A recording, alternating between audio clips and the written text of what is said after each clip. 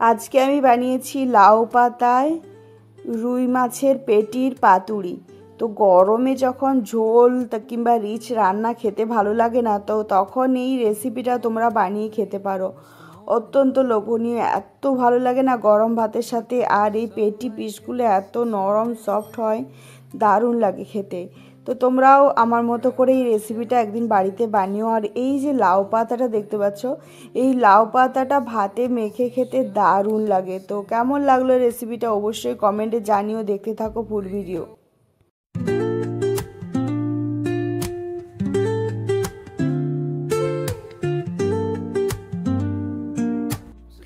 আজকে রেসিপির জন্য আমি নিয়েছি এখানে রুই মাছের 4টি পেটি পিস।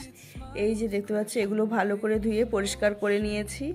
আর এখন এটা ম্যারিনেট করব, তো যার জন্য আমাদের লাগবে লবণ। তো এখানে সামান্য পরিমাণ লবণ দিয়ে দিয়েছি। আর লাগবে পাতিলেবুর রস। তো এই যে পাতিলেবুর রসটা দিয়ে ভালো করে হাতের সাহায্যে এগুলো সুন্দর করে মিশিয়ে নেব, লবণ আর পাতিলেবুর রসটা। তো তারপর এরকমভাবে কিছুক্ষণ রেখে দেবো। এটা হয়ে গিয়েছে। আর এই সাইডে কড়াইয়ের মধ্যে আমি কিছুটা পেঁয়াজ নিয়েছি, একদম ছোট ছোট মিহি করে কুচিয়ে নিয়েছি। গরম সর্ষের তেলে এটা ভেজে নিচ্ছি, বেরেস্তা যেরকম ভাজা হয়তো সেই রকমভাবেই। এই যে দেখতে পাচ্ছ। আর এখানে নিয়েছি আদা, রসুন আর কাঁচা লঙ্কার পেস্ট। তো এটাও বেশ সুন্দর করে ভেজে নেব পেঁয়াজের সাথে। আর এখানে দিয়ে দেব সামান্য পরিমাণ জিরের গুঁড়ো আর সামান্য পরিমাণ হলুদ গুঁড়ো। তো এটা বেশ সুন্দর করে তেলে এরকমভাবে কষিয়ে নিতে হবে মশলাটা। তো এটা ভাজা ভাজা হয়ে যাওয়ার পর এই মশলাটা আমাদের রেডি হয়ে যাবে। তো এই মশলাটা রেডি হয়ে গিয়েছে। এই যে দেখতে পাচ্ছ, এখন আমি একটা বলে এটা ট্রান্সফার করে নিয়েছি। আর এটা হচ্ছে সর্ষে বাটা। তো সর্ষে বেটে তারপর আমি ছাঁকনিতে এটা যে পেস্টটা ওটা রেখে দিয়েছি। আর যে খোসাটা ফেলে দিয়েছি, তো ওটা স্টোর করে রেখেছিলাম। ওখান থেকে আমি বড় চামচের 4 চামচ সর্ষের পেস্ট আমি এখানে দিয়েছি, যে পেঁয়াজ, আদা, কাঁচা লঙ্কা, রসুনের পেস্টটা ছিল ওর মধ্যে। তো এখন সুন্দর করে মিশিয়ে নিচ্ছি। আর এটা বড় চামচের 2 চামচের মতো টক দই আমি এখানে দিয়েছি। দইটা খুব বেশি টক হওয়া চলবে না, একদম টাটকা দই হতে হবে, বাজার থেকে এনেই ব্যবহার করতে হবে। বাড়িতে রাখা বেশি দিনের দই ব্যবহার করলে অনেক বেশি টক হয়ে যাবে, তখন এই রেসিপিটা ভাল লাগবে না। তো এখন সব কিছু সুন্দর করে মিশিয়ে নিচ্ছি। এই যে চামচের সাহায্যে খুব সুন্দর করে এটা মিশিয়ে নিয়েছি।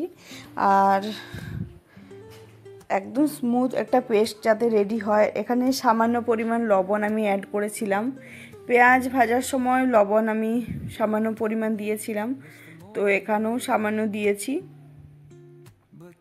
আর কিছুটা পরিমাণ সর্ষের তেল, সব কিছু দিয়ে আমি সুন্দর করে এটা পেস্ট বানিয়ে নিয়েছি। তো এটা রেডি হয়ে গিয়েছে। এখন যে ম্যারিনেট করা মাছটা ছিল ওগুলো সব দিয়ে দেবো এই মশলার মধ্যে।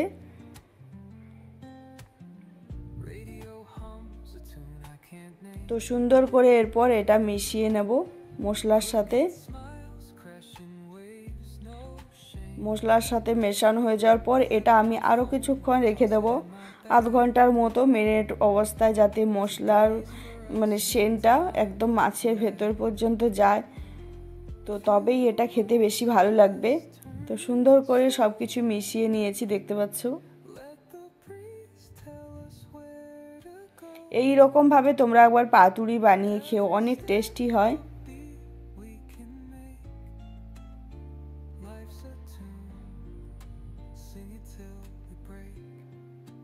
আর এটা উল্টে পাল্টে বারবার করে হাতের সাহায্যে সুন্দর করে মিশিয়ে নিয়েছি। এখন এটা হয়ে গিয়েছে। আর এখানে আমি দিয়ে দেবো কিছু কাঁচা লঙ্কা, এরকম লম্বা লম্বা করে চিড়ে নিয়েছি, তো ওটা দিয়ে দিয়েছি উপর থেকে।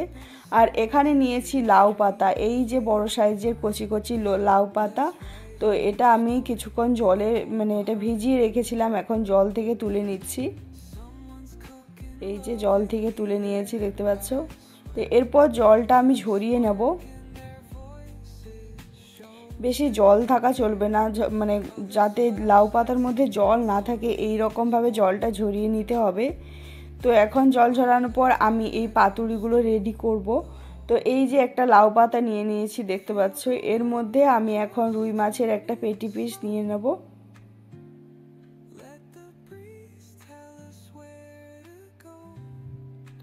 আর এই যে একটা পেটি পিস আমি এখান থেকে মশলা দিয়ে এখানে বসিয়ে দিলাম, আর এর সাথে দেব একটা কাঁচা লঙ্কা উপর দিয়ে।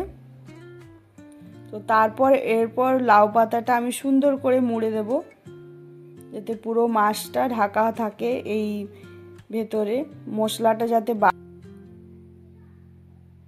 তো এই যে সুন্দর করে আমি এটা এখন মুড়ে নিয়েছি। এই রকমভাবে মুড়ে নিলে মানে কোনো রকমভাবে সুতো কিংবা কোনো রকম কিছুই লাগবে না, কাঠি কিছুই লাগবে না, একটু দেখে বুঝে এটা হাতে এরকমভাবে মুড়ে নিলেই হবে। তো এরপর আমি সেকেন্ডে রেডি করে নিচ্ছি। সেকেন্ডটাতেও সেমভাবেই আমি মশলা দিয়ে তারপর কাঁচা লঙ্কা দিয়ে পাতাটা মুড়ে নিয়েছি। আর এখন একটা কড়াইয়ে সর্ষের তেল দিয়েছি।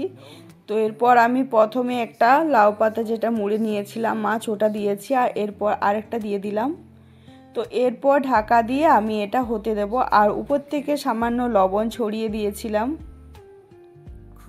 যাতে উপরের লাউ পাতাটাও মানে বেশ টেস্টি খেতে হয়। তো এরপর আমি বাকি লাউ পাতা যেগুলো রয়েছে সেগুলো এইরকমভাবে মুড়ে নিচ্ছি। তো লাউয়ের যে পিছনের ডগাটা থাকে তো ওটা শক্ত হয়, ওটা হাতে করে একটু ভেঙে নিলেই পাতাটা নরম হয়ে যায়। তো এখন আমি বাকি লাউয়ের যে পাতুরিগুলো আছে মানে পাতাগুলো, ওগুলো মুড়ে নিচ্ছি সুন্দর করে।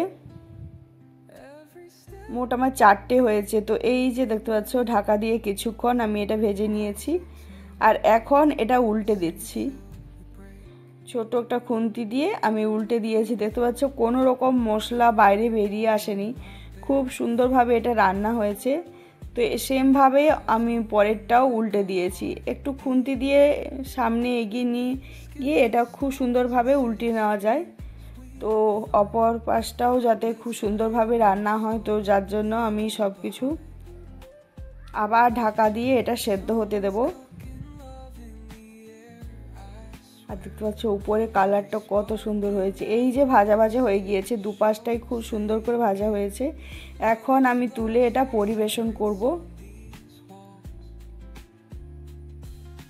দেখতেই অনেক লোভনীয় লাগছে। এই যে একটা প্লেটের মধ্যে আমি সবগুলো সাজিয়ে নিয়েছি, 4টে পাতুরি আমার রেডি। আর এই লাউ পাতায় মোড়া মাছের রেসিপিটা অনেক লোভনীয়, একবার বাড়িতে বানিও।